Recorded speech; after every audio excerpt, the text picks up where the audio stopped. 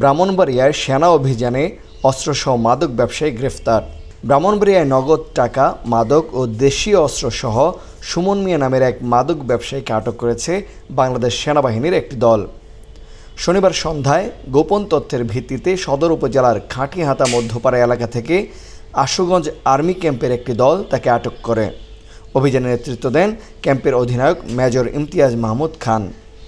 আটক সুমন মিয়া ওই এলাকার সুলেমান মিয়ার ছেলে। সেনাবাহিনীর তথ্য অনুযায়ী সুমন দীর্ঘদিন ধরে খাঁটিহাতা এলাকায় মাদক ব্যবসা করে আসছিল।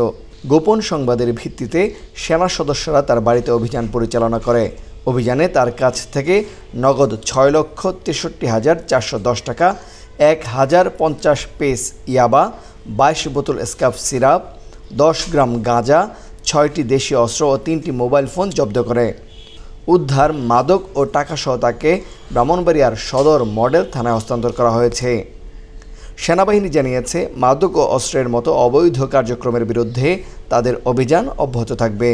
ব্রাহ্মণবাড়িয়ার সদর মডেল থানার ভারপ্রাপ্ত কর্মকর্তা মুজাফর হোসেন জানান, আটক মাদক ব্যবসায়ী ও উদ্ধার করা আলামত থানায় হস্তান্তর করা হয়েছে।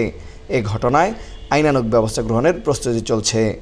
তানভীর হাসান, সারাবেলা নিউজ, ব্রাহ্মণবাড়িয়া।